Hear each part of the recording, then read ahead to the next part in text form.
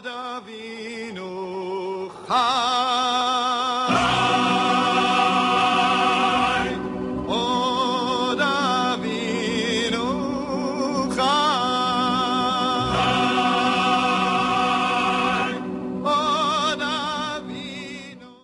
would like to share a few words today as we all grieve for a very great man, Harav Lord Jonathan Sacks, Zecher Tzadik Livracha.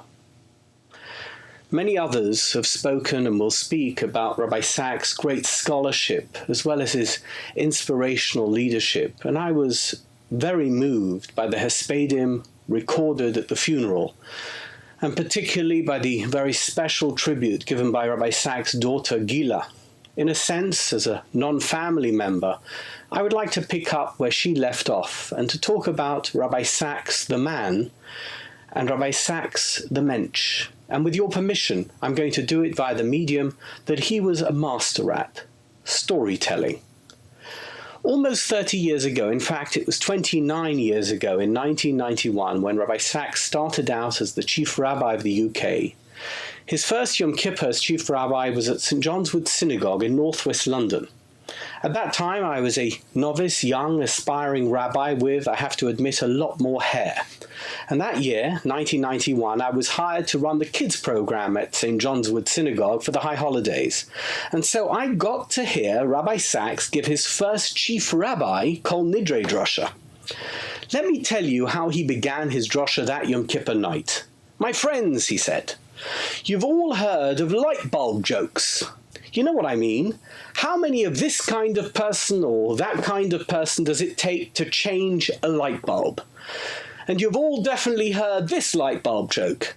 How many therapists does it take to change a light bulb? Come on, you can all recite the answer along with me. 1. But the light bulb has got to want to change."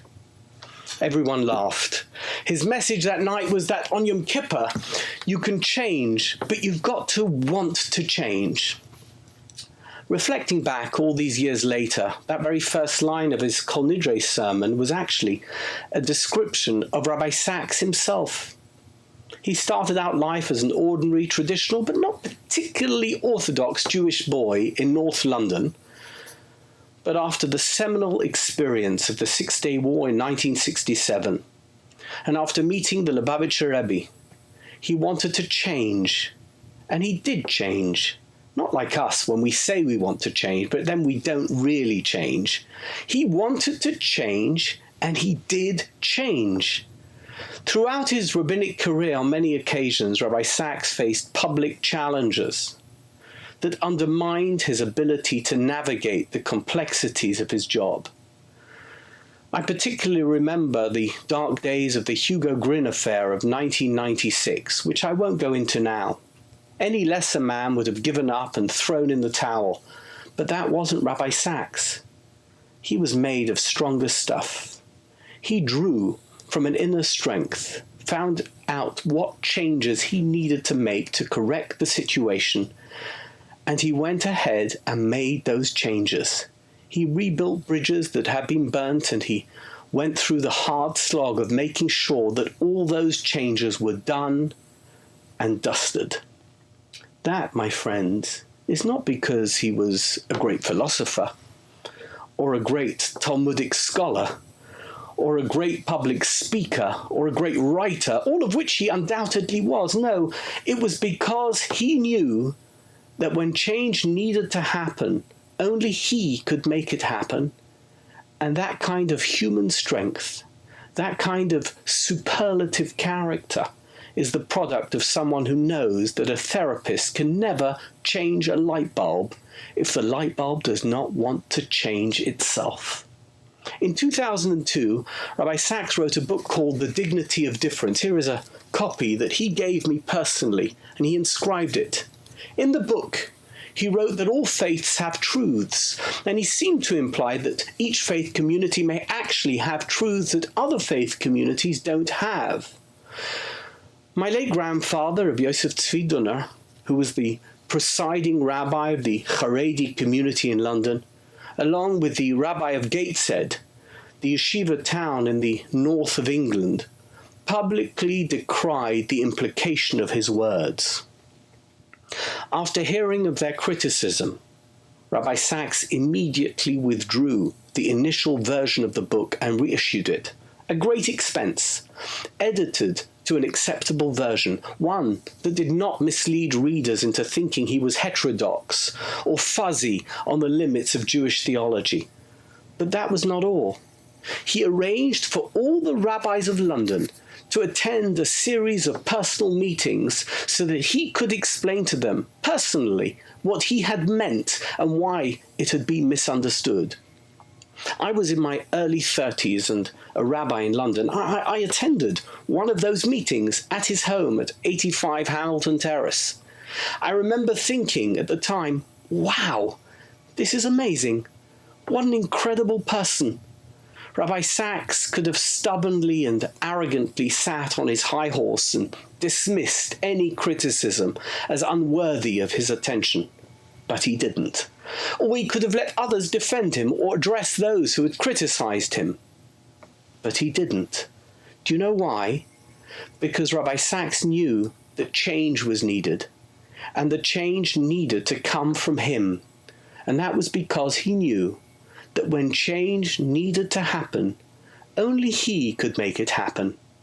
And that kind of human strength, my friends, that kind of superlative character is the product of someone who knows that a therapist can never change a light bulb if the light bulb does not want to change itself. My friends, there was another aspect of Rabbi Sacks that you might not see written about in all the many, many obituaries. Rabbi Sacks was an absolute mensch. Let me tell you how I know. Soon after I became involved in the creation of the Saatchi Synagogue in London. The Saatchi Synagogue was an experimental community created specifically for young postgraduates in their 20s and 30s. Anyway, I met the chief rabbi at a community function. "When are you going to invite me to speak to your community, Pini?" he asked me. I was shocked. Our shul was independent, not part of the United Synagogue, which is the organization over which he presided. "Will you really come?" I replied. "Of course I will," he answered. "Just call my office and I'll make sure it happens." I called his office the next day and was totally amazed, stunned. Can you believe it? They were expecting my call. He had already told them. We fixed a Shabbos for him to come to our shul a couple of months later. I agreed with his office that he would speak before Musaf and that after davening he would come to our home for lunch. After the basic details of the arrangements were made, the director of his office got on the phone. "There are 3 things you need to know, Pini," she said. "The first is, whatever time davening starts, make sure you are at the front entrance of the shul building 5 minutes earlier so you can greet the chief rabbi and walk him into the shul." "Sure," I said. "Second, when you introduce the chief rabbi to speak, make sure that you thank him and Elaine for coming to the shul." "Of course," I replied. "And finally, when he comes to you for lunch, you need to make sure that he has vegetarian food. He is a vegetarian." "No problem," I said. "That's totally fine." A week before the date of his visit, I got a call from the chief rabbi's office to go over everything. And again, the director of his office got on the line. "Don't forget the 3 things," she warned me. "Meet him at the entrance." Yes. "Thank him and Elaine." "Yes, I know." "Vegetarian food." "Of course, we've got it covered." Then on Friday, another call. "You'll remember the 3 things." Yes. "Meet him, thank them, vegetarian, consider it done." Shabbat morning arrived.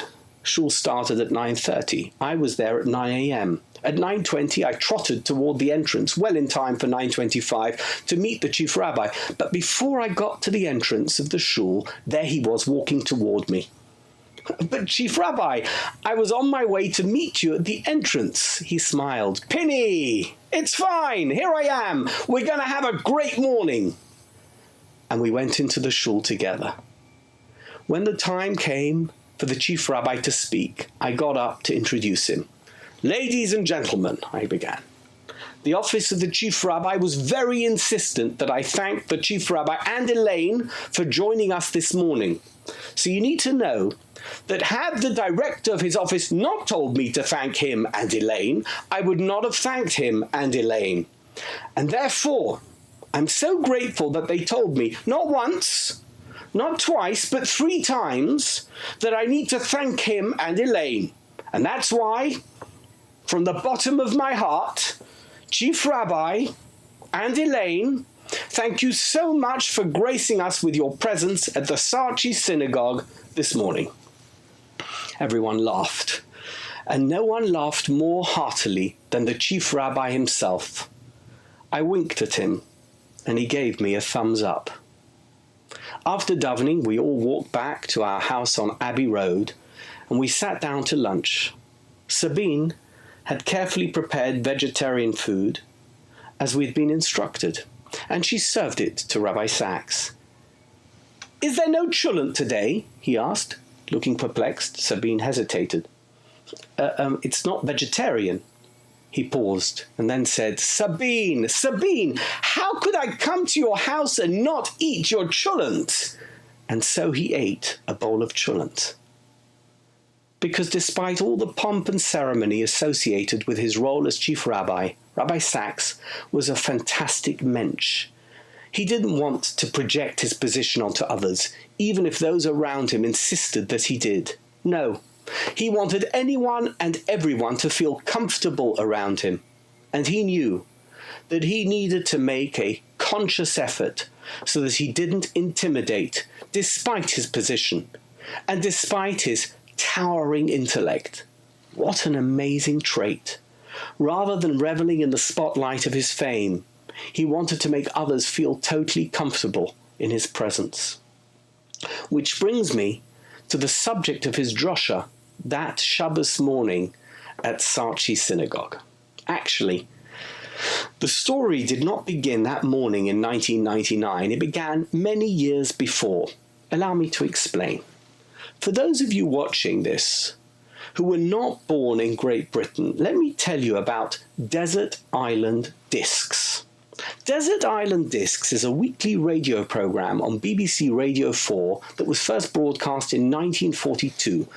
For each broadcast, a celebrity guest, who is always referred to as a castaway during the program, is asked to choose 8 pieces of music, a book, and a luxury item that they would take with them if they were to be cast away on a desert island. And in between each choice, they talk about their lives and the reasons for their particular choices. Very soon after he was appointed to be the Chief Rabbi in 1991, Rabbi Sacks was invited to be a castaway on Desert Island Discs. One of the things that really stuck out during the interview was when he told Sue Lawley, the interviewer, "My great ambition in life was to become an accountant." Of course, the irony was completely lost on the largely Gentile audience, but we Jews all knew what he was saying. Which Jewish parent wants their son to become a rabbi? They don't. They want them to become doctors, lawyers, and accountants. But he became a rabbi. For his musical pieces on Desert Island Discs, Rabbi Sacks chose Mahler and Beethoven and Brahms. He also chose Kol Nidre in a version sung by Naftali Hershtig, and he also chose the Lubavitcher classic Tzoma Lecho Nafshi, no doubt quite a culture shock for listeners in places like Scunthorpe and Swansea. One of the 8 songs he chose for his Desert Island Discs particularly caught my attention. It was Od Avinu Chai, Am Yisrael Chai, a song composed and sung by the great Jewish singer Rabbi Shlomo Carlebach. As you may know, I was lucky enough to be very friendly with Rabbi Carlebach. I called him up in New York and I asked him if he'd ever heard of a man called Rabbi Jonathan Sacks. No, he said. So I told him that Rabbi Sacks was the UK's new chief rabbi and that he had chosen one of Reb Shlomo's songs for Desert Island Discs on the BBC and that it had been broadcast to millions of listeners across the United Kingdom. Next time you come to London, I told Rabbi Carlebach, very confidently, I'll introduce you to Rabbi Sacks. I'm thinking to myself that it would be no problem for me to arrange a meeting. After all, I'd known Rabbi Sacks since childhood when our families were neighbours in Golders Green. But little did I know about the layer upon layer of bureaucracy and minders that made arranging meetings with the chief rabbi very, very difficult. I began trying to arrange a meeting between Reb Shlomo and the chief rabbi when Reb Shlomo was going to be in London the following year. But I soon discovered that this was a promise that was going to be very difficult for me to fulfill. I called this one and I called that one. No one seemed to be able to help me, or actually was even vaguely interested in helping me arrange this meeting. But I was young and full of chutzpah, so I decided to take the law into my own hands. I knew that Rabbi Sacks davened every morning at the 7:30 a.m. minyan in the Beis Medrash at St. John's Wood Synagogue. On the second morning of Reb Shlomo's visit, I picked him up from his hotel and drove him to St. John's Wood Synagogue. After all, anyone can pray at a synagogue, and then, of course, they can talk to anyone that's there, right? I must confess that Rabbi Carlebach had no idea this was an ambush. If he would have known, he'd never have agreed to go. But there we were, and after the davening was over, I strode up to the front of the shul with Reb Shlomo traipsing behind me to the place where the chief rabbi was standing. "Good morning, chief rabbi," I said loudly. He looked up. "Oh, hello, Pini." He looked a bit surprised to see me. I smiled gingerly. Chief rabbi, I brought someone to meet you." He looked over my shoulder and bunched up his eyebrows as he always did. And then suddenly his eyes lit up. "Gosh, it's Shlomo Carlebach! How amazing to meet you! We sing your songs all the time! I love your music!" He shook Reb Shlomo's hand, and Reb Shlomo beamed at him. They chatted for 2 or 3 minutes, and then we left. My friends, would you believe it? This was the only time these two inspirational great Jewish heroes ever met. But now let me come back to that Shabbos morning at Sarchi's synagogue 7 years later, when Rabbi Sacks came to speak to my congregation. Guess what Rabbi Sacks did when he began his speech? He told the story that I just told you, but from his perspective, how one random morning after davening, there was Shlomo Carlebach, and that it had been me who had facilitated the meeting. And then he added something, and I will never forget it for the rest of my life. "Pini," he said, "I never thanked you for what you did, for making sure that I met one of my heroes. Boy, did I get it in the neck when I got back to my office. What a chutzpah! That Dunner boy ambushed you in shul." But I told them, "Nonsense, in fact, why didn't you arrange the meeting?" "Pini, I really must apologize to you, because I never thanked you for doing what you did. It must have been a bit daunting to do that, but you went with your heart, and you did the right thing. So here I am today to say thank you." And everyone applauded, and I felt like $1 million. My friends, that was Rabbi Jonathan Sacks. That was a side of him that the obituaries won't even mention.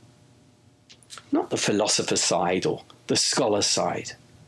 Not the great speaker side or the fantastic writer side. It was the side of Rabbi Sacks that encouraged the next generation of rabbis. And not only rabbis, not just with his scholarship and his brilliance, but with a kind word to help them feel good about themselves and to inspire them to be the best that they could be.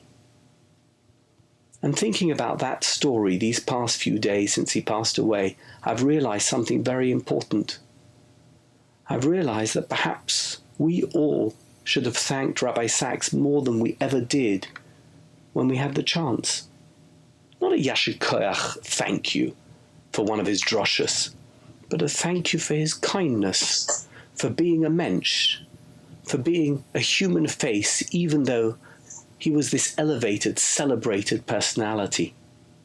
Truthfully, I know what he would have said. He would have said, "Don't be silly. That's just me being me."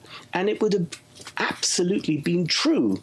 In any event, perhaps the biggest thank you that we can give him, and all the thank you he ever really wanted, is that we read his many brilliant books and his countless incredible articles, and that we listen to his thought-provoking podcasts and watch his inspirational videos. How lucky we are that he left behind such an astounding collection of his sensible yet wise view of life in general and of Judaism in particular. It is his legacy, and the biggest thank you we could ever give him is to make sure that even though he may have died, and that is so tragic, not to have him with us anymore, his legacy and message will never die. That is up to us. We must all thank him in the only way we still can. Before I end today, I want to say something personal to the Sacks family. It was obvious to anyone who had anything to do with Rabbi Sacks how much he loved you. Elaine, notwithstanding any instructions to say thank you, and we can all chortle about that, in truth no thanks would or could ever do justice to the incredible support you gave him. And I absolutely know that he truly appreciated it. Josh and Eve, Dina, Gila and Elliot and all the grandchildren, you were beyond special to him.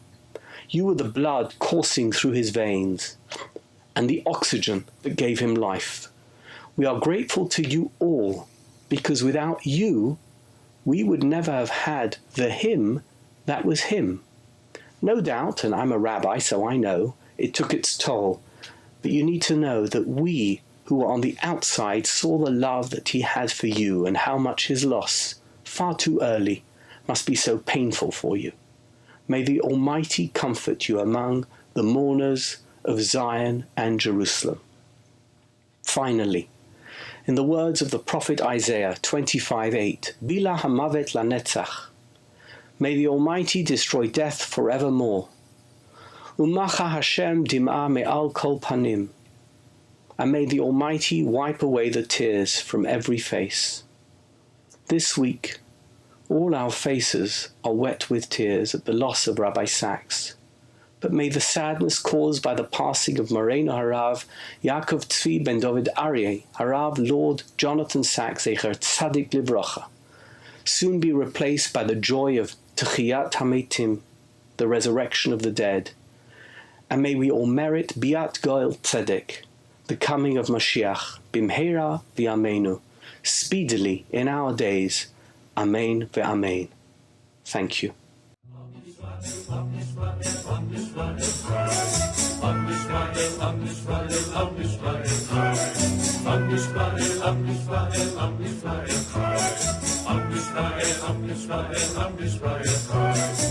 Davinu chai, O Davinu chai, O Davinu, O Davinu, O Davinu chai, O Davinu chai, O Davinu chai, O Davinu, O Davinu, O Davinu chai.